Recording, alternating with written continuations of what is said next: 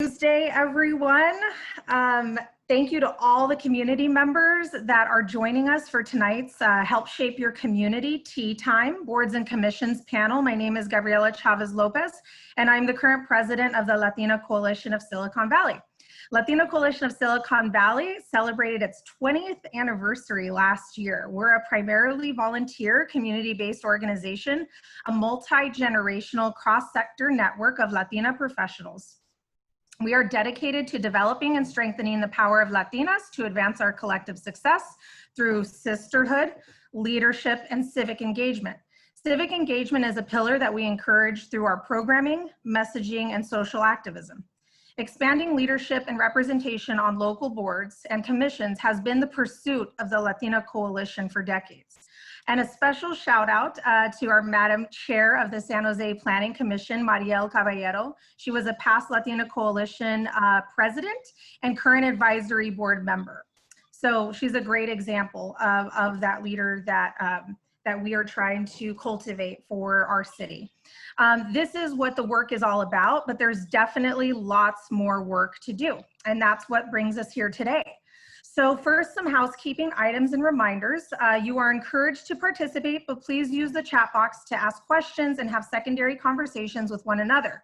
There are plenty of experts in the room on this call, and they may be able to answer some of your questions as well. So also minimize distractions so you can take in all the information and content. This event is being streamed live on our Facebook page and will be recorded and sent out to participants after the event. So please expect the recording. Take a quick stretch break when you need. Zoom fatigue is real. So make sure that you're taking care of yourself and feel free to take some breaks along the way. Technical help is available in the chat if needed. We have an expert on the call and she can help you if you have any issues. Also, keep your camera on. We want to know who we're sharing community and space with. So we're asking that people are active in this conversation. And please remain on mute. With over 100 people on this call, we want to make sure that we can hear our presenters loud and clear and that we're able to all hear each other. The other piece of information is that questions are welcome and please submit them in the chat box. So a little bit about this Tea Time Speaker Series. It aims to teach, engage, and activate guests by uplifting women's voices and expertise in a joint effort with the San Jose Women's Club, La Raza Historical Society, and the Latina Coalition of Silicon Valley. This work has been funded by the Santa Clara County Office of Women's Policy, Division of Equity and Social Justice. Movements happen because of coalitions, and I want to highlight the coalition that we've brought together tonight. I want to thank our many community partners that have helped us spread the word about this event, and I want to acknowledge them and give them 1 minute each to talk about their organization, why they particularly care about representation on boards and commissions, and how people are able to follow up with them post-event. So if I can just highlight and ask from La Raza Historical Society, Rosanna Alvarez, to do a quick introduction. Go ahead and unmute yourself. I know. The button disappeared in my 5 seconds here of where is it? It's in the same place where it always is. But I'm here, Rosanna Alvarez, representing La Raza Historical Society of Santa Clara Valley. And our work really is aimed at making sure that we're not just collecting history, but advocating for living history and its relevance in the moment. And a lot of our work is more than just making sure that the history is archived somewhere. But that is a huge part of the work, right? Making sure that that history remains accessible to people and that it's not just gathering dust somewhere or, you know, just hidden in a box, that it very much is alive and fueling movements of today, including, you know, having access to some of our history that is both beautiful and sometimes, you know, acknowledging the bits of history that need revisiting, not revising, but revisiting in order to remedy where we are now. And if we don't have access to that, then it gets really difficult to push for change, having a track record that highlights what our folks have done as a community and as Latinx folks in this particular community. So I'm happy to be here and happy to be a co-conspirator. And someone asked about the logo on the screen there in the chat next to the Latina Coalition. And if it's not the Women's Club, it's ours right there. So thank you for, you know, hosting this space and bringing so many people together that really does do justice, not just to our mission, but our overlapping missions. Wonderful. Because boards and commissions, we always work in tandem with each other to create actual change, right? Awesome. Thank you, Rosanna. And then Yeah. we have Darlene Tennis from the San Jose Women's Club.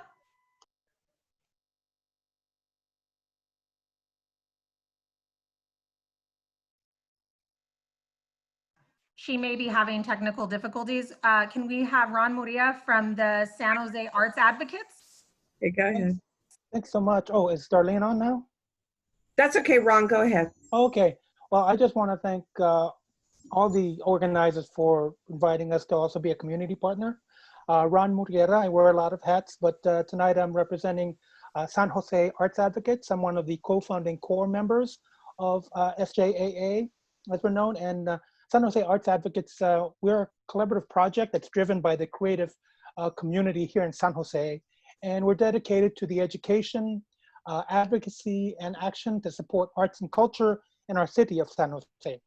So we basically have three simple goals, and that's to build public will for arts and culture in San Jose, to amplify the political voice of San Jose's creative community, and to provide opportunities for learning, networking, and collaboration.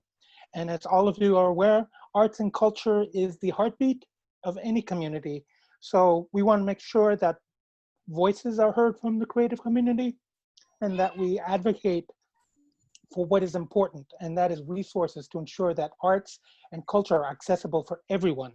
So that's our main goal. And we have right now a core group of, we don't call them board members, we call them core group of 9 people, always looking for new people to join us since we're an emerging arts advocacy organization. Thanks for allowing me to be here tonight. Wonderful, thank you. And can we have Darlene Tennis from San Jose Women's Club? So I'm Darlene Tennis, and I'm currently a board member on San Jose Women's Club. We are an organization that has been around since 1894, 125 years of empowering women. We currently have about 200 members in the Women's Club, and we work on multiple community issues, try to partner. We've partnered with Juan before and Teresa on spur events there, and done lots of different events at the Women's Club, because we do have a beautiful venue, and we like to do a lot of partnerships, particularly when the pandemic is over. You know, we will do many more events there, and we work with the homeless. They're currently co-sponsoring the farmer worker caravans, and we work on a lot of different community issues. Wonderful, thank you, Darlene. And we have then Teresa Alvarado from Spur San Jose and also founder of Latina Coalition. Everyone. So SPUR is an urban policy organization founded in 1910 in San Francisco, and we have offices in San Jose, Oakland, and San Francisco.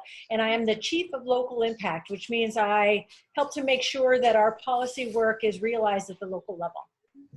Thank you. Wonderful, thank you.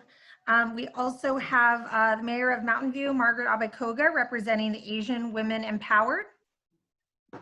Thank you. Thank you so much for having me. I'm Margaret Abekoga, Mayor for the City of Mountain View, representing a new organization, All Asian Women Empowered. And this is we're about to launch actually at the end of July. And thank you for having us today and allowing us to partner with you. But we really are actually trying to model the Latina Coalition in many ways as our API community is growing. The API women are experiencing some unique challenges in terms of leadership and leadership development. And so we thought it was time for us to build this network of support, mentorship, and friendship. And we aim to better the lives of women, girls, APIs, and our diverse community. We too are supported by the Office of Women's Policy. We received a mini grant this year, and we're hoping to promote each other as women leaders, build a pipeline for API women leaders, build relationships across different sectors, and support skill development. And I would just say for your program this evening, I started as a Human Relations Commissioner and then went to the Planning Commission in Mountain View, and then was elected to the City Council. So serving on boards and commissions are definitely a great way to get started and to learn about the issues and build the leadership skills that can help if you want to seek elected office. And several of my colleagues have done the same. So thank you for hosting this, and thank you for having us. Thank you. Looking forward to partnering in the future. So we have from the Silicon Valley Council of Nonprofits, Wendy Ho. Hi, good evening, everyone. I'm Wendy Ho, the Chief Strategy and Policy Officer at the Silicon Valley Council of Nonprofits. We are a nonprofit association representing a network of over 200 nonprofits, mostly here in the South Bay. We like to think of ourselves as a nonprofit for nonprofits. And what do we mean by that? We are an agency that really works with nonprofits on three key strategy areas. One, advocacy empowerment. We engage our nonprofit leaders in advocacy efforts that really benefit the entire nonprofit sector and protect and empower the communities that we serve in community. We also do learning and leadership development. We support nonprofit leaders through workshops, learning convenings, and cohort-based learnings. And we're also a partnership and convener. We convene community leaders to strategize on a number of issues. And so we're so heartened to be here today with the Latina Coalition, because at SGCN, we believe that every nonprofit must use its voice to really lift up the voices of community and to bring that lasting positive change we want to see in the world. And one way to do that, of course, is by serving on boards and commissions. And just like Mayor Abe-Koga, I started on a Human Rights Commission in the City of San Jose a number of years ago, and I'm completing my second term on the San Jose Green Community College District Board of Trustees. Thanks. Wonderful. And from Catalyze SV, sorry, my toddler is going nuts. Catalyze SV, Alex Shore. Hey everyone, I'm Alex. I'm the Executive Director of Catalyze SV. Happen to also sit on the San Jose Housing Commission. As many of you know, we've had many decades of opposition to housing here in Silicon Valley from our community. And so Catalyze SV is all about getting the community more involved in the development process in order to get more housing and better development built. And we care about tonight's event because we believe very deeply in the community, a more diverse group of community members getting involved in how our communities are shaped and built. And we would welcome you all getting involved with our organization as volunteers, helping shape development where you live or work, and or helping shape our organization, which is recruiting for more members of our board of directors right now. Thanks so much. When I put "he's crazy" in the chat box, I meant my toddler, not Alex. So, anyways, let me move on. So from New Leaders Council, Silicon Valley, we have Mario Lopez joining us. Thank you so much, Gabby. And again, I want to commend you for bringing us all together. This is really phenomenal.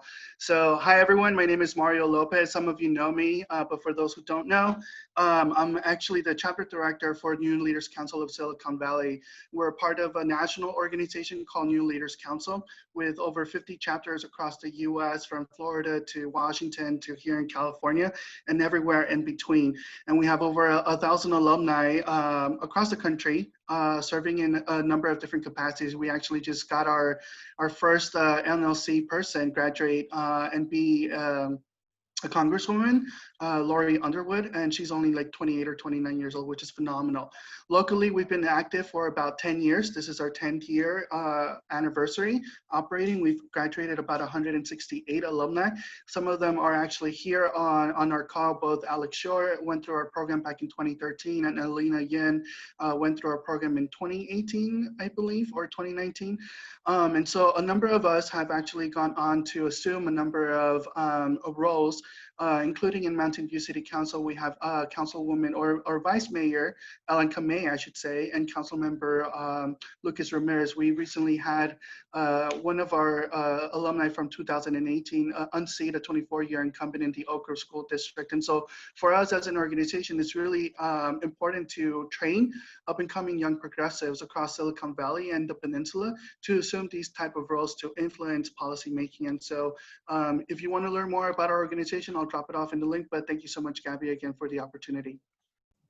Of course, thank you, Mario. And from SV at Home's COHO program, Coalition of Housers, we have Krithi Garg with us. Thanks so much for the invitation, Gabby. Hi, everyone. My name is Krithi. I'm representing the Coalition of Housers, or COHO, a network for new and emerging leaders in the South Bay affordable housing industry. So we all know that the need for affordable housing is growing, and so is the need for supporting the leadership and professional development of a diverse community of advocates and practitioners. And COHO members get to network with peers and experts, build skills and knowledge through workshops and trainings, deepen civic engagement, and lead projects. Inclusion and equity are core values and key concerns for COHO, and for us, boards and commissions are a really critical avenue for informed and inclusive representation in our local decision-making process, leading us towards equitable outcomes and the healthy and vibrant community that we're all working towards. And that includes a safe and secure and affordable home for all. So boards and commissions, today's event, really critical to what we believe in. So if you're working on affordable housing via government, including planning or housing commissions, or policy, direct services, housing development, philanthropy, or any other kind of sector of this work, join us. To sign up for the COHO newsletter, I'll drop the link in the chat, or you can email me directly at krithi@siliconvalleyathome.org. Thanks so much, Gabby. Awesome, thank you, Krithi. And then from the African American Community Services Agency, we all know Milan's on the call, but tonight, Adriana Luna will be here speaking on behalf of their organization. Yes, hello everybody. My name's Ariadna Luna. So AACSA was founded in 1978, and for over 40 years as a nonprofit, AACSA's mission is to preserve the dignity and culture of the diverse African American community, and to provide services to promote participation of all the Santa Clara County. So since we're located in downtown San Jose, on a daily basis, we are serving our diverse community consisting of Asian and Latinx individuals. AACSA has always served the Latinx community. I know on phone calls, when I speak to clients, they ask if we do serve the Latinx community, and of course we do. As of now, we're still serving the community, and we have accommodated some of our services online. I just want to give a quick example. Our Juneteenth festival was not canceled. It was provided last month on the 13th, and that's to the great vision of our executive director, Milan, and it's his great vision and leadership that makes AACSA a powerhouse of inclusion, which reflects our community. I'm also going to leave the link down in the chat box for anybody who is interested in some of our board seats. And thank you for having us here. Wonderful, thank you so much. And thank you, Milan, for promoting your staff and the future leaders of the organization or current leaders of your organization and bringing them on tonight. And so last but not least, we have from the Latino Leadership Alliance and also a Latina Coalition Advisory Board member. She wears a lot of hats, but I won't even get into that. But we have Lenis Gutierrez. Hello, buenas tardes. Thank you, Gabby. Lenis Gutierrez, representing the Latino Leadership Alliance. And what a great group of folks. Latino Leadership Alliance, or LLA, has been around for a little over 10 years. So started locally in the South Bay. We've actually expanded a little bit, have some folks from the different cohorts from South Bay, from the East Bay, as far as San Francisco, down in Salinas. So we're really expanding, but our heart right now is really in the South Bay. It's a cross-section, it's a leadership program, cross-section between business and government, education, nonprofit leaders. We do have some folks that are already on commissions and boards. We actually have 2 members from our alum that are on the San Jose City Council, which is wonderful, right? We want to try to really create today's leaders and tomorrow's future leaders. So I'll put our website on the chat, and also have to mention, we do have a partnership also with Stanford University, where the leadership program actually culminates over at Stanford. So, but thank you so much for the opportunity and looking forward to the discussion. Definitely. So let's get right into it. Tonight's Tea Time Virtual Speaker Series will continue with a virtual conversation on one of the very important facets of civic participation, boards and commissions in the city of San Jose and beyond. It's going to be moderated by Ellina Yin, who is a San Jose resident who just launched a podcast aimed at this very process. We will speak with 3 experts on the topic, and together we will learn a little bit more about the process from 3 distinct perspectives: city, organizers, and residents, followed by a Q&A discussion with our participants. This virtual event will again be live streamed on Facebook Live and recorded for an upcoming episode of the Only in San Jose podcast. So now I'd like to introduce our wonderful moderator, Ellina Yin, who is a strategist, a civic engagement activist, and arts advocate. She was born and raised in San Jose, an autodidact and with an eclectic hybrid of old and new school methodologies brought up by Obi-Wan Kenobi, like mentors in AEC industry. She has over a decade of marketing, business development, and strategic planning experience from the design industry. She is a 2019 K880 Emerging City Champion and New Leaders Council Fellow, co-founder of Local Color, founding member of Catalyze SV, and currently she is working on a community podcast on civic participation and engagement.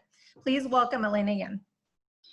Thank you, Gabby, for that lovely introduction. I am so humbled and honored to be here hosting this conversation tonight with such a fabulous panel of speakers and the support of all of our community partners. And so before we get into the panel discussion, I'm just going to take a few minutes to explain a little bit more in depth about the podcast, but also about what is a board and commission for the people that are on here who are not as familiar with boards and commissions. And then we're going to hear more from our expert panelists.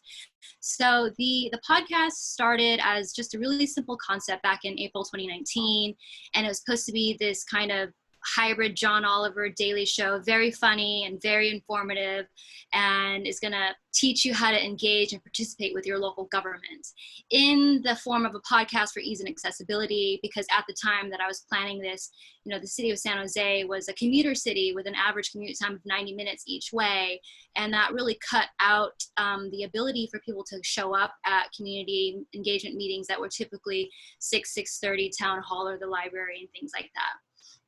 And it took over a year to launch due to life in 2020, but it did finally launch this last month in June 2020 during a time that I don't think anybody could have predicted. And I feel like what a time to be having this conversation about local government. And, you know, city council meetings are at an all-time record high in participation, and residents, not just in San Jose, but all over the United States are looking for ways to engage and more effectively participate in this process of shaping policies and decisions that impact their lives. And so the next slide, I forgot to tell about the slide. So the slide 2, is that what we're on right now? And I think Jessica's going to pull it up really quick. Just okay. Go ahead and continue. We'll pull up the slide. Okay, so I'm on slide 3 now. So the podcast concept is a little bit different than its original idea, which is, you know, I'm not a comedian, and I'm now recording from my closet because of shelter in place, and so that has really impacted the goal, or not really the goal, but just the production of it. The content, though, is pretty much exactly the same, and I think only even more relevant as people are looking to engage out, not only in city council meetings, but like they're discovering boards and commissions for the first time. And so season 1 is kind of focused on the breakdown of boards and commission, how to apply, which seats have which requirements, what boards and commission does specifically, what facet of city process. And then we're hoping to maybe break down at one point, maybe the city charter or the general plan.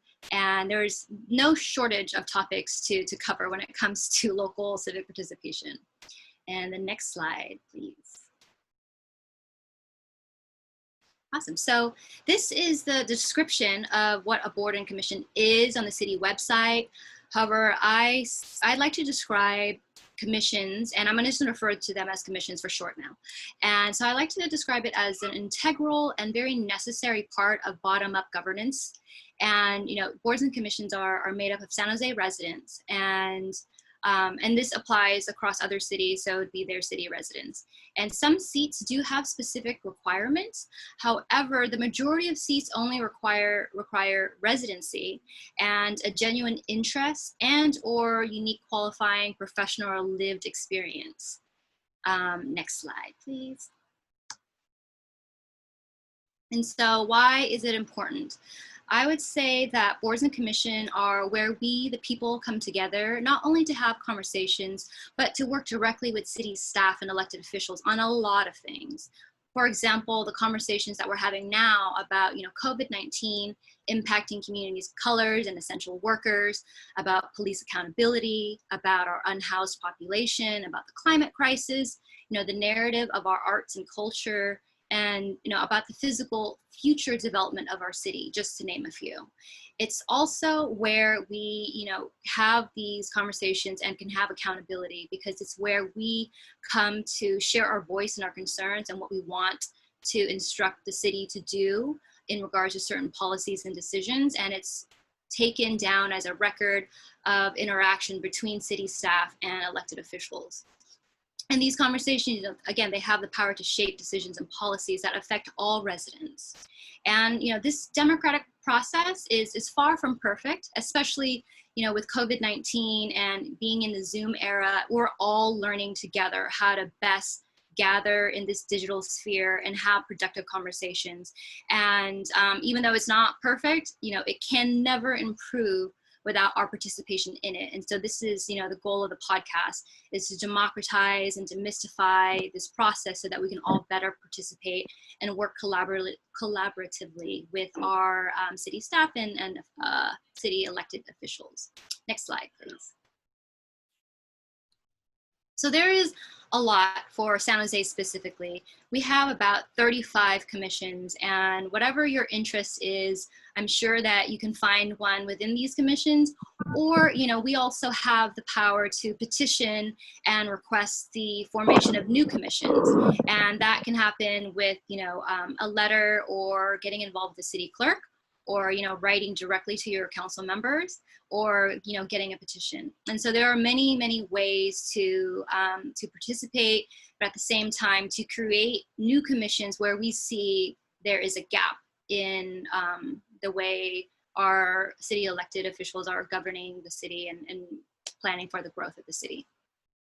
And so now we're gonna dive into kind of a little bit more, so we can do the next slide. And I'm just gonna introduce our esteemed and expert panelists. So I'm gonna start with Toni Taber, who has been with the City of San Jose since 2011. She was appointed city clerk in 2013 by the City Council. Collectively, Toni holds over 12 years of experience working with various municipalities.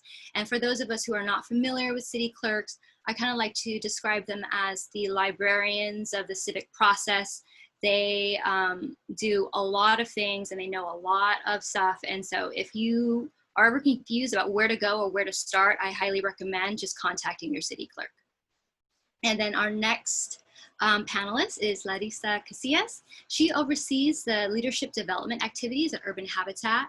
And Urban Habitat works to democratize power and advance equitable policies to create a just and connected Bay Area for low-income communities as well as communities of color.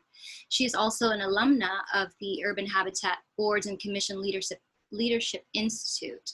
And that's a year-long training program for residents in the Bay Area who've been appointed commission seats, which has been running for over 12 years. So there is a breadth of knowledges here. And prior to joining Urban Habitat, she also managed a 10-county immigration legal services collaborative in the International Institute of the Bay Area. And last but certainly not least is Tamara Alvarado. She is now the Executive Director of the Shortino Foundation, co-founder of the Multicultural Arts Leadership Institute, MALI, which I'm also a current cohort of. And prior to that, she was the Executive Director of the School and Arts of Culture at Mexican Heritage Plaza. in East San Jose since it was started in 2011. And I grew up in that neighborhood, and I watched the Mexican Heritage Plaza get built along with the VTA. So it's a very special place in my heart. And she was also the executive director of MACLA in San Jose. And yeah, so now we'll go ahead and get into the discussion. I'm just gonna fix my notes a little bit. And so our panelists here collectively share an abundance of knowledge and lived experiences regarding engaging and working within the civic process. And so we're gonna start this discussion with a perspective snapshot of how boards and commission help shape our communities. And I kind of want to direct the question to the distinct perspectives that each panelist offer. So we're going to start with Toni, and then from the official city perspective, and then Larisa from the perspective of an educator and organizer, and then Tamara, also educator and organizer, but community advocate. And so to Toni, how would you describe in your own perspective the importance of commissions and how they shape our city? Well, in San Jose especially, there's 1 million people and there's 11 council members. They can't be everywhere all at once. So the commissions are able to take a closer look at the various aspects of the city, the retirement board plans, arts, parks and recreation, senior plans. So the council can't be everywhere, but the commissions can be their eyes and ears in all of these different areas of the city. So all of the council memos are required to have a section on them for boards and commissions input. So even if you have an item that maybe no boards, like I have a lot of like special event memos of, or we're doing a flag raising, they don't go to the commissions. So, but there's a section in all of those that say, did you take it to a commission and why didn't you if you did not? So the council is interested in getting that commission perspective from on almost everything we do at the city. So you have some commissions that are really, really, really busy. Larisa?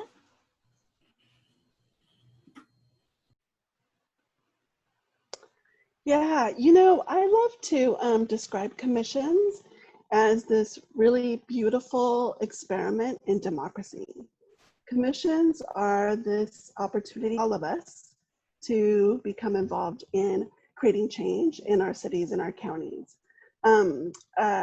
Anyone who's interested in housing can apply to the Housing and Development Commission. Anyone who really loves libraries can apply to the Library Commission, same with Parks and Rec and, all these opportunities that we have to become involved. But just like everything in our democracy, or almost everything it feels like in our democracy, there are a number of barriers and challenges. And I would be amiss if I didn't also mention those. And that is, oftentimes when I'm talking to people about commissions, people don't know that commissions even exist, right? Or that, and if they do know that they exist, how do you get on a commission? Where do you find out? So we see that folks who are currently serving on commissions, and this is certainly true in the East Bay, and I would venture to say it might be true in the South Bay as well. Those folks don't always reflect, Latino communities or low-income communities of color. And so while it's this wonderful experiment in democracy, there's still a lot of work that needs to be done. But so that's how I would describe commissions, a great experiment that we still kind of need to tweak around. Tamara? Hey everybody, for me, it's one of the ways that I approach the work when people say to me, I'm so angry about this issue or that issue. So I see it as a great way to channel that anger that maybe since 2016, some people have felt a little bit more of, and it's a wonderful place to really channel it and to really say to somebody, it's one place. I get that there's multiple places and spaces where we can channel our energy. But when we're talking about commissions, I would say, and I'll ask, do you know about commissions? Do you know that there are commissions for just about everything you could possibly think of in civic life? And if people do kind of have a sense, that gives me, it helps me understand kind of where they're headed. And sometimes when people come straight out and say, hey, I'm so angry about an issue, or I'm so like upset or really into this, I want to run for office. And I'll say, great. Hey, some people just go there and get it done, and that's great. But if people are interested in having some sort of experience, I think commissions provide a wonderful, practical training space. Obviously, it doesn't always have to result in elected office, but one, I see it as a place to channel your energy, work in community. And also, again, I agree that elected officials can't be everywhere. They are not perfect. They are not the all-knowing. They don't know everything there is to know about every single issue. And it's on us in the community to get people on commissions and on these task forces to help inform elected officials. So I'll just, why don't I leave it with that? Thank you. Yeah, that's the whole point of the coming up together with the podcast that led to this panel discussion, is to really help democratize and demystify this this process that can be complex, but it's really actually a simple application, and there are a lot of resources for that. And definitely City Clerk is, your main go-to if you have any questions about boards and commissions. So San Jose has 35, and unfortunately we don't have time to get into all of that tonight. So I'm just gonna speak about a few, starting with the one that I would say most people would be familiar with if they were familiar with commissions, and that's the Planning Commission. And that is a commission that really helps facilitate discussions and policies and decisions that impact the future physical development of our city. And, whether which neighborhood gets what bike lanes, or which neighborhood has more transit versus why it doesn't have transit, or why you can plop a luxury condominium in a low-income neighborhood, but it's not okay to plop affordable housing in a more affluent neighborhood. And so this commission deals with a lot of that stuff. And I'm gonna ask the question in reverse this time. How would you describe what the Planning Commission is and the importance of it? And so this time in reverse, building off of each other, and we'll start with Tamara. Okay, we're like getting right into it, which is really great, because we all know that this conversation about the Planning Commission in the city of San Jose is extra spicy. And we get really into it, and I get really into it. And so I'm gonna really try hard to stay to the question, which is, kind of what's the purpose, if or how it impacts, yeah. And I'm not laughing because it's funny, because it's not. It's because it's incredibly important, and how planning occurs, for example, on the east side of San Jose versus how it occurs on the west side or downtown. It's important to note how racial equity shows up or doesn't show up.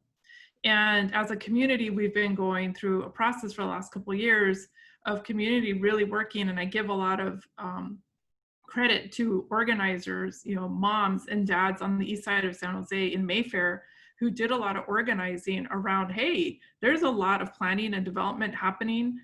Certainly I know this as an executive director of an east side anchor arts organization where, developments were happening, and somehow it wasn't following the same process, right? Or you're looking at the Planning Commission, which is it's in a moment of change, right? There's a lot of change going on in terms of, like, for example, the number of commissioners on the Planning Commission going from 7 to, I believe it's in transition towards 11.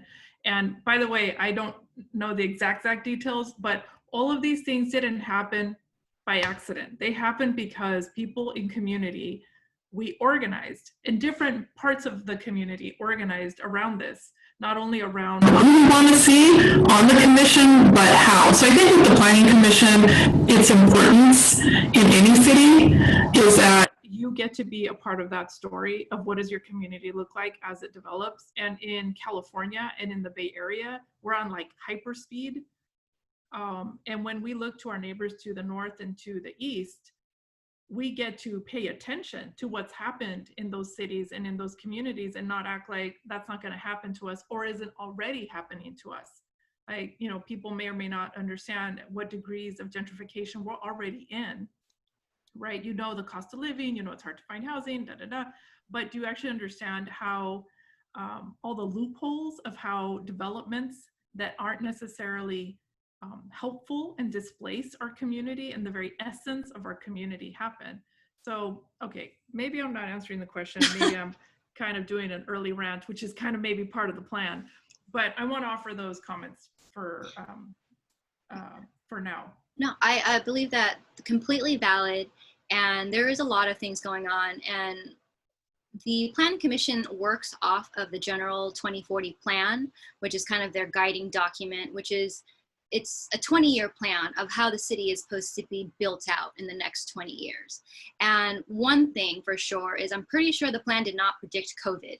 And so how does a post-COVID-19 where we have to kind of rethink how we gather, and if people are driving less and they're walking and biking more, how does that affect the way we plan our bicycle lanes and public spaces and more amenities that are within walking distance? And so it's a very, very interesting time, I think, for a lot of people that are paying attention to the Planning Commission. But yes, so now I will pass it off to Larisa.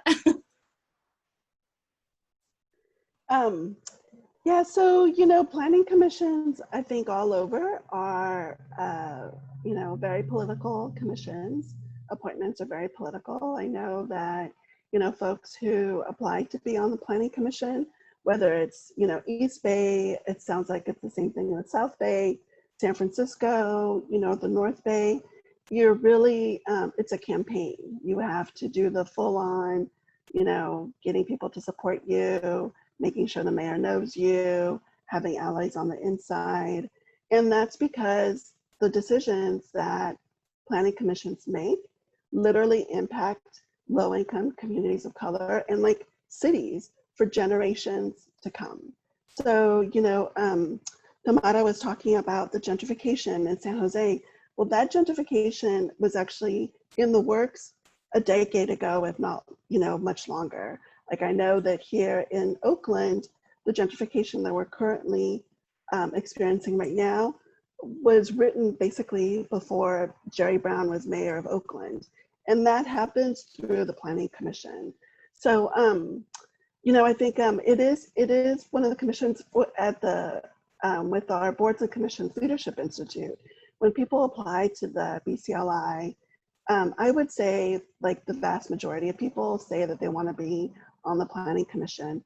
And it's because I believe it's the most visible commission. It's the commission that really makes decisions, feed in first around policy issues. I lost my train of thought. So it's a really powerful commission, and I could totally go on a complete rant as well about just, not having enough representation on planning commissions. Oftentimes we'll see developers on planning commissions, who have conflicts of interest. A number of years ago, I went to a planning commission in Oakland, and literally there were 5 commissioners that night, and I would say that 3 had to recuse themselves from voting on a plan because they all had a relationship with the developer who was presenting. And so then the commission can't even, there's no quorum, they can't even make a decision. So yeah, I would say, definitely if it's a commission for people to watch. And the last thing I would say is going back to the general plan, the 2040 general plan, and say that for folks who are really interested in development, that general plan is a 20-year plan. And it's also the way in which community members can hold the city accountable for what it has said it will do. At Urban Habitat, we work on equitable land use development. And one of our passions, and the reason really for the BCLI, is to engage community members at that planning level so that they are involved in being able to say how they want their neighborhoods and their communities to be developed. And unfortunately, we don't have enough folks in that process already. But so I think that's the way I would describe the Planning Commission. Super powerful, but definitely also not the end all be all of commissions. It's just the one that gets the most attention. It's like, you know, the only child, or I don't know why, of commissions. It's like the A team, but not really. Toni, can you help us maybe share the different ways we can actually engage in the Planning Commission? You know, they meet twice a month, and we can write, or we can also make public comment. And I know that the General Plan Task Force, I think, is currently meeting too, and maybe you can share some details about that as well. General Plan Task Force, I don't interact with. I don't recruit for them, so I really can't talk about them. They're not on my list of what I manage. I don't really manage the Planning Commission. I just manage the recruitment for it. But I think Planning Commission is, a lot of people think of it as like the mini city council, because they do meet more frequently than other commissions. Some commissions meet monthly, some meet quarterly. Planning Commission meets twice a month or more often if there's a lot of things coming before them. They are the decision-making body for some things that they don't even go to council. So if somebody has an appeal of like a planning director, or like the planning's rejected something, they can appeal that to the Planning Commission, and they're the final say. And then they also, if you look at we call it the 10s. If you look at a council agenda, the 10 section is a lot of the stuff that comes, that's the land use. The Planning Commission, you'll see at I talk with my hands a lot, sorry. At the bottom of each council item, it'll say how the Planning Commission voted. So their voice is very powerful. The process of how we appoint them is very political. 5 years ago, it wasn't. 5 years ago, we didn't get as many applications. The Planning Commission is appointed by interview at the City Council. Most boards and commissions are not.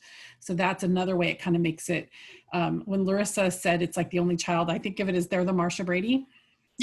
All the other commissions are Jan. I'm a Jan fan. I always liked her better. But Planning Commission does get a lot of the attention because it's the interview process in the public. People can come speak and at the council meeting to talk about supporting or not supporting a planning commissioner. Anybody can go speak at a planning commission, so I'll get to that in a second. So, you know, when I used to get maybe 10 applications, I got 36 in the last round. And then all the council members vote on how many they want, how many of those 36 do they want to bring back. And then if you get 4 or more selections from a city council member, you get moved forward into the interview process. So this year we had 15 people move forward. We also had 5 vacancies. So, you know, that's 3 people to interview per vacancy. That's not bad. That's good. The more choices you have. It was 2 days of interviews for Planning Commission. And we had a lot of public speakers. Now, if you've ever watched a council meeting, you know you can write a letter to council.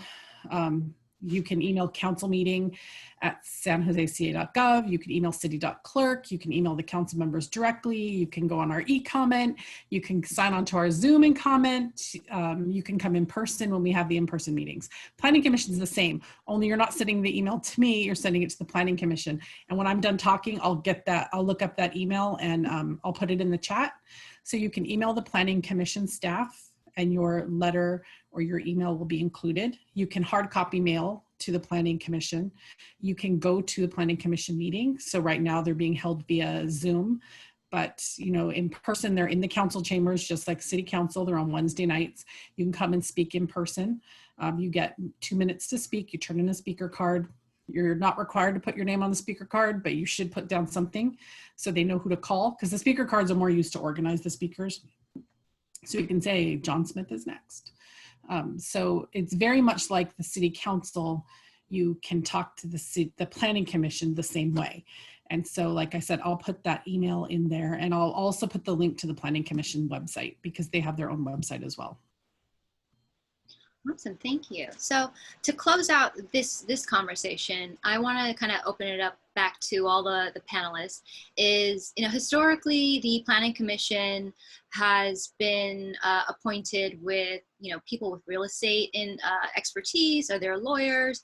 And for that reason, I kind of see it as my personal connection of why cities are designed the way they are. And so clearly there is a lack of representation for other communities that reflect, people who look like me.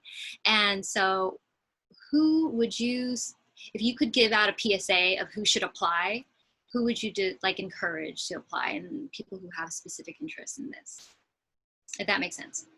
Open. Tamara, Larisa, Toni. I'm going to start. I think anybody who has an interest in the development of their city should apply. You're probably more likely to be appointed if you have, because it's such a competitive process, if you have some experience or some background being on another boards and commissions. One of our recent appointees was on the HCDC commission. So the lesser, the Jan Brady commissions are, a good stepping stone to Planning Commission. But I encourage anybody with an interest to apply. Planning Commission, they recently changed their rules. So they're not up to 11 yet. That can come later. Right now, they've limited it to no more than 2 people per district. I think it was 4 years ago, we had 4 or 5 of the Planning Commission members were all from the same district. And that's where it really started to click with people, like, wait, this isn't geographical diversity. In the city of San Jose and in the state of California, you can't appoint somebody based on race or gender. Or anything else. You have to just look at the person. So what we tried to do with all the other commissions was in 2014, when I became city clerk, I brought forward the geographic diversity. So all the other boards and commissions, each council member gets a seat. So they can appoint somebody from their district. They can also appoint somebody from another district, but it was to try to increase diversity. Planning Commission, they noticed everybody's coming from the same district. So a rule was just passed in June to limit it to 2 people per district. Our current Planning Commission, for the first time since I've started at the City of San Jose, each member's from a different district. I think that's important. But definitely, if you are interested in how your city is going to be 20 years from now, get on the Planning Commission, because you're living in the city that 20 years ago they decided you were going to live in. It's not the decisions happening right now that are affecting your day-to-day driving down the streets, what store you shop at. Those decisions were made a long time ago. So you want to be somebody who has a vision for the future. And that's all. And she says, and that's all. That's such great information, Toni. It's incredibly important for people to understand that. Here's what I say. Do you love big binders and you cannot lie? You are going to get 2, maybe. How many binders are you going to get, Toni? Like at least 2 big old binders. And hey, we're electronic now. You're just okay. All right. Big fat PDF files. And you have to love, you've got to be able to really be realistic about that time, right? I'm not saying be like white supremacy culture realistic. I'm just talking about just have some realism about what's on your plate, right? And understand that the Planning Commission, hey, there are the attorneys piece, the lawyers, yes, I get that. And we can see some of the effects of that. Thank you for bringing that up, Ellina. And also I have learned from East Side organizers some of the most sophisticated policy ideas that have come out of they have come out of the East Side, because the lived experience piece is incredibly important, right? So I just want to bring that to the table, that yes, don't let the idea of having to have multiple degrees or some sort of specialty get in the way of you applying. I would much rather people take some time to kind of think about should I throw my hat in the ring? That in itself, that process, especially with the Planning Commission, especially where it is right now with a lot of the community organizing to really shape it differently, it will be an incredible opportunity to learn. Yeah, I would echo everything that has already been said. I wanted to share an example, actually. So yes, if you're interested, you should apply. I would say that you should do some really good research. Definitely don't need a planning degree or background. And I also, I wanted to throw out an example of some of the work that the BCLI has done, actually. And we have 2 alumna currently on the San Francisco Planning Commission. Both actually come out of organizing. Both are former advocates. One was working in the South of Market area with mostly low-income Filipino families. She was working to organize supportive housing, affordable housing. She was working on tenant rights in that part of the city mostly. And the other current commissioner actually cut her organizing teeth with the Chinatown Community Development Corporation in Chinatown in San Francisco. And I believe that they are some really great commissioners to point to.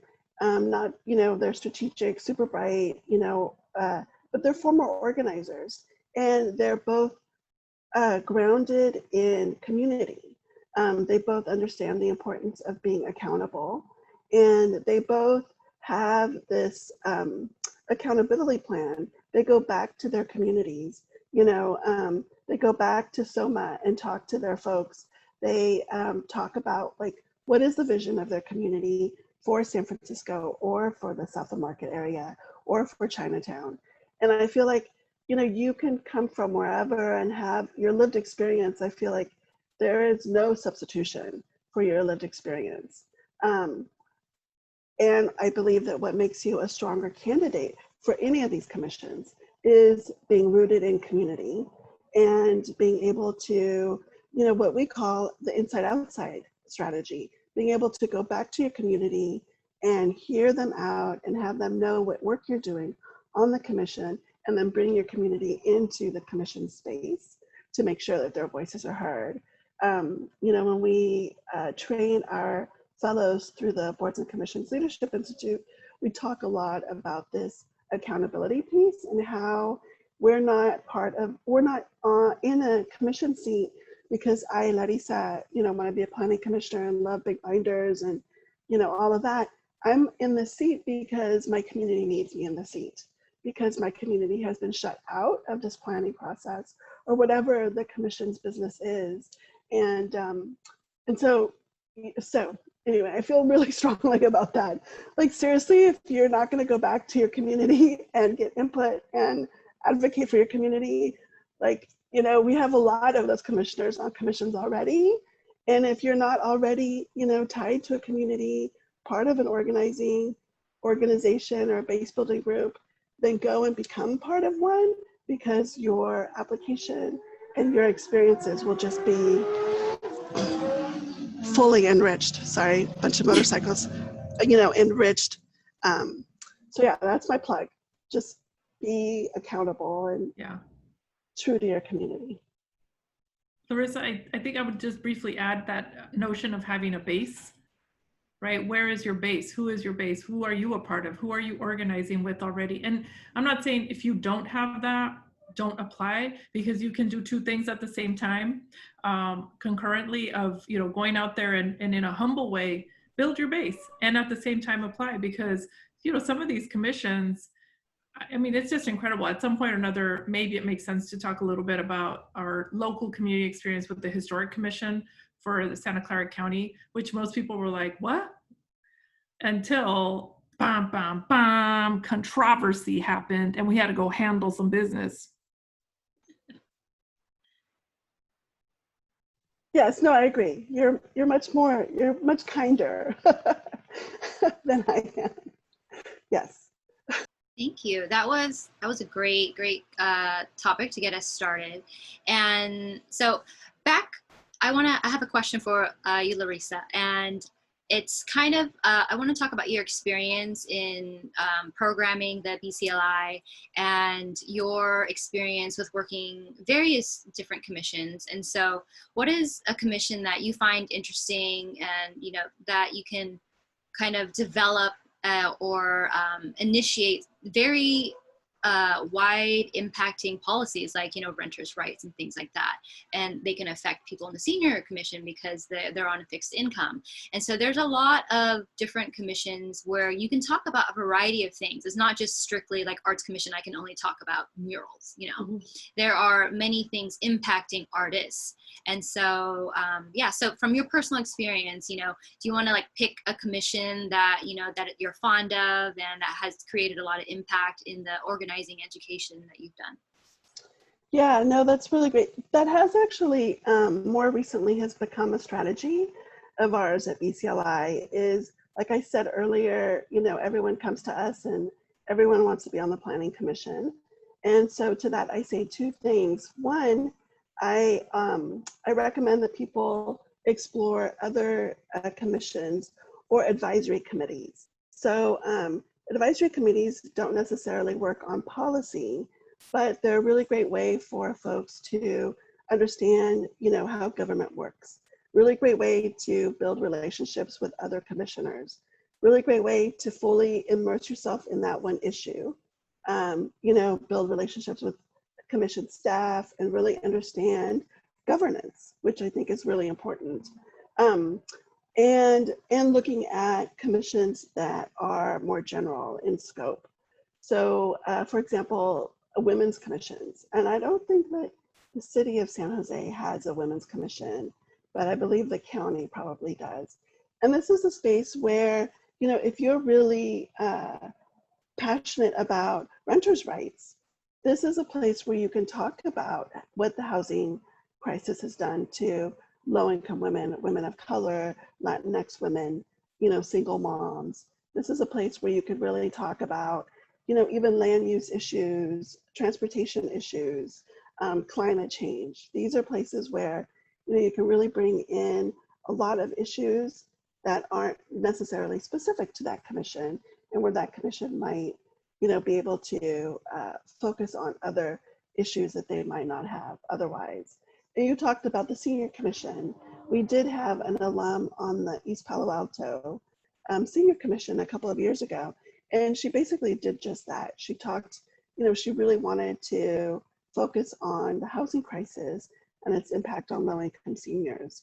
And actually in the process, she also ended up focusing or bringing in the issue of immigrant rights, because as the commission started to think about and research the housing crisis, the issue of immigration came up. And so, she was able to bring in and talk about both of those issues. And I also want to say really quickly that we often talk, and it's the royal we, like all of us talk about creating change, and we think a lot about policy change. But I want to say that there are a lot of other ways in which we can create change on commissions that are really going to benefit our communities. Right now, what we're experiencing with the Zooms, right? All of a sudden, everyone is participating in city council meetings or planning commission meetings. I know that my son's PTA, our school PTA, where we had 20 people, coming and meeting in the school cafeteria. Our last meeting, I think we had like 65 families join us. So more people are now able to participate, and that's really great. But there are other ways we need to look. Another change that we can work on commissions is really bringing in more community engagement and making sure that whatever ways our communities are engaged, and hopefully they are engaged, that it's accessible, right? So now we're butting up against technology and technological issues that are coming up now that our meetings are transferring onto online platforms. So, transparency. There are a lot of commissions that honestly just aren't very transparent, and unfortunately are now using this moment in time to be even less transparent. So, we need folks to be on these commissions with an eye towards not just policy changes, but these process and cultural changes as well. I hope that answered your question.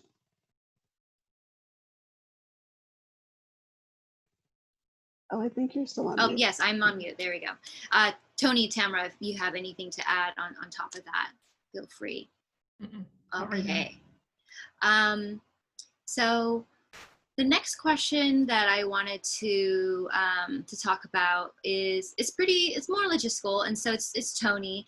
Toni, would you be able to kind of share with us some of the vacancies that you still have open with the City of San Jose, and or you know, there are many opportunities. So for the people here. I'm using 2 monitors, so I'm going to be looking over at it. I know Parks and Recreation is one. Airport Commission has a vacancy. Appeals Hearing Board. Arts does not. It is full. We just filled it last week. It's very exciting to have a full commission because we do get a lot of unanticipated vacancies based on resignations or people moving out of the area. So that's my plug for apply now. If like you're interested in Arts Commission, apply. There may not be vacancies, but that doesn't mean there's not going to be vacancies 6 months from now. If you're interested in it, apply as soon as you're interested, because if you're like me, you're going to forget about it 2 days from now or a week from now. So apply as soon as you're interested. We keep the applications on file for a year. I want to emphasize that because you guys are all people who are interested in serving, and I want you. Clean Energy Advisory Commission has vacancies. Council Appointment Advisory Commission, that's a really important one. And we have not been able to meet because of lack of quorum, because we don't have enough people. We did just appoint 2 people last week. So hopefully we'll be able to have a meeting. Commissions have to have at least 6 people present, not except for Planning Commission, because they're less than 11. But if you have 11 or more, you have to have at least 6 members to meet. And because we're right at 6 members for Council Appointment Advisory Commission up until last week, we often couldn't meet. So Council Appointment Advisory Commission is really important. I'm plugging that one. Downtown Parking Board has vacancies. HCDC, that's Housing and Community Development Commission, has a new vacancy that just happened because one of the commissioners was appointed to Planning Commission. So that's another reason why we have unanticipated vacancies. Human Services has a vacancy. Library and Early Education. The Measure T Community Oversight Committee. Neighborhoods Commission, but that one's, they just extended their terms. So there's a lot of vacancies, but their terms are extended.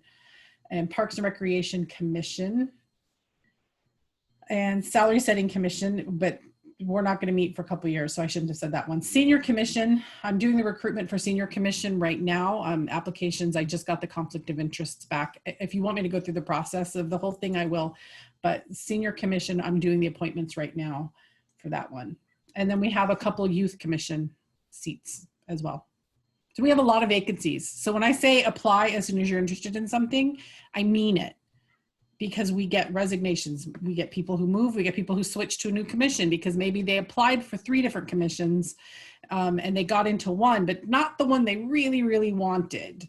And then a vacancy comes up and the one they really wanted, they may get appointed to that and switch over. So I feel like I talked really fast there, sorry. Oh, but you can also find it on the website, and yes. I just put that link in the chat room a few minutes ago. Awesome. Okay.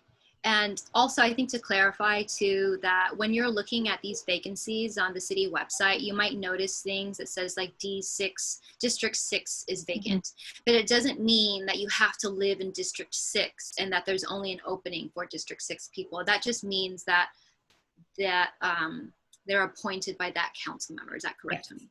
Yes, because the limitations of our current software, I have each commission or each council member gets to appoint somebody to a commission.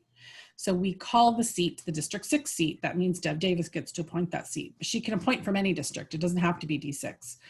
The limitations of the software is I don't have a place to have 2 columns. I am looking at other software from another company because this can be very confusing to people. No matter how many times I tell people, unless I'm telling you, you're not going to know when you just see District 6 seat. You think, well, I have to live in District 6, but you don't. You can live in District 13. Yeah. District 13 is usually the one I use as an example. That way I don't offend anybody politically. So if you live in District 2, but only District 6 is open, apply anyway. Some council members are really good about appointing from their district first, and others want whoever they think is the best person. So, but that is confusing, and I am looking at different software so we can make that more clear to people. And I see, I'm going to go to questions in the chat. And so just to remind everybody, if you have specific questions for a specific panelist or speaker, to go ahead and pop them in there. And one that I saw was, I believe how much time is expected to be dedicated to be on a commission, and that really varies. I would say from what I've researched, and Toni, you can like tap in on this, is like the Planning Commission has probably the most homework. They have a lot of reading and a lot of things to go through. And then maybe second to that is probably the Arts Commission. They have a lot of cross-reference documents. And then as well as the other ones, maybe Toni, you can like touch in on time commitment. Yeah, it does vary by commission. Board of Fair Campaign and Political Practices, BFCPP, is one that I staff. And some of their, they don't meet every month, because if they don't have a hearing or a specific task, we don't call the meeting, because I don't want to waste their time to just show up to mark a box that they came to maybe get an update on something that they're not making a decision for. But when they have a hearing, they have hundreds of pages to go through. So a week where, and they handle complaints, campaign complaints for elections. So they may have a 700-page binder of things to go through. So it can be, quite a few hours of reading, plus the time of the hearing. The hearings start around 5:30. They can go till midnight. Usually they go till about 9. But other commissions like Council Appointment Advisory Commission, they only meet when they have a position to appoint, because currently they're the nominating commission for certain seats, like the early education seats. So they don't have monthly meetings, and they don't have a lot to prepare for. They have applications. Usually it's not a lot of applications to review, maybe 5 applications to read ahead of time. So they don't have to do a lot of prep. The basics are you're expected to read the material. You're expected to go to the meeting. You're not required to do extra outside work. Some commissioners do.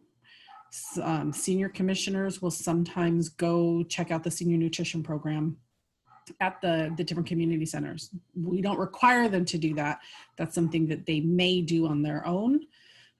They may volunteer, but your basic is your 2 to 3 hour meeting once a month, plus the time it takes you to read the packet. So maybe 5 hours a month at a minimum, and it could go up from that based on your commission. Planning Commission obviously would probably be the biggest. Yes. Okay, so I have another question is, and this is open to all the speakers. So how do you make your application stand out, and what are the qualities of like a good application? I'm gonna say what's really important again is who has your back. What is your relationship like to community? Who are those community members who are going to call their elected official, or the elected official who gets to determine who they're going to recommend? Can you call upon people to say, hey, I'm going to apply? And I think in this day and age, even if it's a low profile commission, don't take it for granted. Make sure that you have people call for you. And if you're just starting out in this, or maybe you're an emerging leader, don't be shy about that. Maybe you don't really know somebody too well, but you want to call them and explain a little bit, to say, this is why, these are my values, this is why this is important. And just having, even if you're looking at a commission that has a lot of vacancies and you're like, it'll be fine, have a call with a few people that are going to call those elected officials or that chief of staff of the elected officials. So I think your application in and of itself, of course, have somebody look at it. But the other thing is make sure that you're making those calls. In this day and age, I know that we are all calling a lot of elected officials, and we are all, and not all of us agree with our elected officials on a number of issues, or maybe you do. But let's just say you're not in agreement with your elected official, and also you're applying for a commission under their purview. Acknowledge that, right? Acknowledge that in your conversation, not in your application, but in your conversation with others. Maybe you're very high profile. You know, maybe you've been out there talking about defund the police and you're in the district of a council person who's not with that or with it. So, you know what I mean? It's really important to just acknowledge that, you know, it's okay to disagree. And that at the same time, we all want to have commissions that are thriving and not just kind of like hanging on with like 2 or 3 people trying to do the good work of the community. Very well said. Thank you. Okay. This is Toni. I don't appoint people, but Milan said it. Introduce yourself to your representatives. When people frequently will call me and say, "How do I get appointed? I really want to get appointed." It's like, call the council member. If you go to the neighborhood meetings in your neighborhood, go to the council meeting coffees that they have. The council members will hold meetings throughout their district. Go to those. Let the council member know who you are, and that helps. You know, it's same with voting. You vote for the names you remember. It's easier to remember who you are when they're going through the applications. Oh, you know, that's Cindy. I see her all the time. Okay, so we have one last question before we go into some breakout.